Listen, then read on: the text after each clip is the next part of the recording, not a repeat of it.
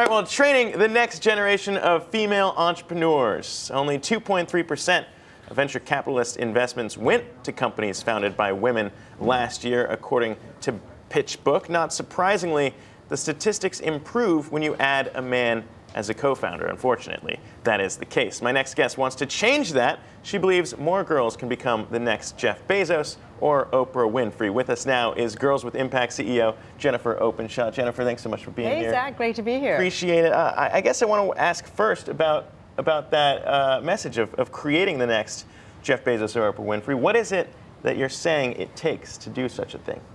Well, when they see what Jeff Bezos has created, they're like, oh my gosh, I had no idea, number one, that he was like one of the richest people in the world, and number two, that I can actually learn these skills, right? And so you should think of us a little bit like a mini Harvard Business School.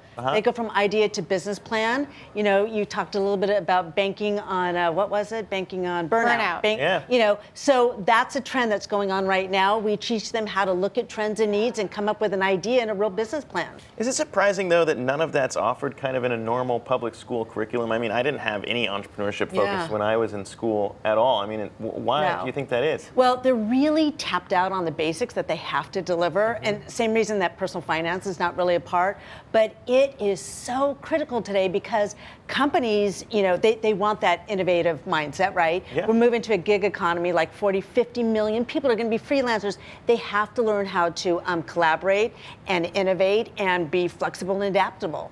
I was looking at your website about what you offer, these mini MBAs, and thinking, oh my God, this is, how old do you have to be to partake in this program? I want my daughter to go. Bring her on. So we've had girls as young as 12. Okay. I'm sure she is.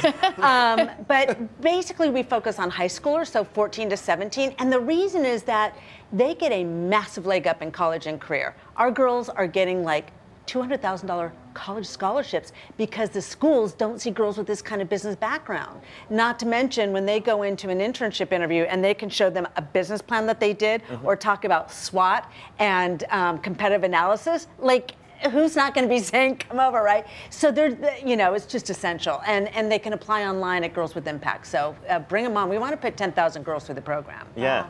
Well, we mentioned off the top of the show, or off the top of the segment, I mean, roughly about 2% of the VC money going to women co-founders. I mean, you've sold a company before. So I mean, I was in Silicon Valley. Yeah, I mean, I know the drill really well. Yeah, what needs to change, or what do you think the main thing is? Is it the fact that, you know, women at an early age aren't being told this is something that they could be doing? Is there a shortage of that, or is it something else? I think there's a couple things. Number one is there's some studies that show that confidence in high school completely wanes. I had an executive yesterday who said, my daughters are not as confident as the boys and my son.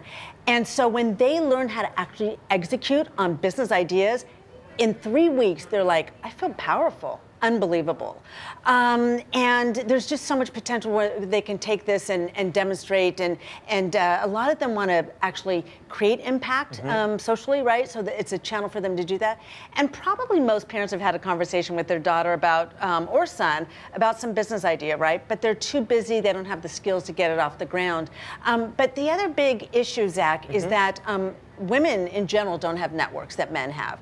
And it makes all the difference in fundraising. All the difference, right? You hire and work with people you know. It's just human nature. So these girls are actually building a network while they're in high school. So we've served, for example, girls from 10 states and 4 countries because we deliver it like a live online, it is a live online class. So they're building a network at the same time, and we want to stay in touch with them as they're moving into college and career to help them get their jobs. There you go. And Jeannie's daughter going to be signing up too, 3 years old. Yeah, She's just a couple months older. Yes. That's what it needs. Thank you so much. Got one signed up there. All right, Jennifer Openshaw, thanks so much for joining us. Appreciate it.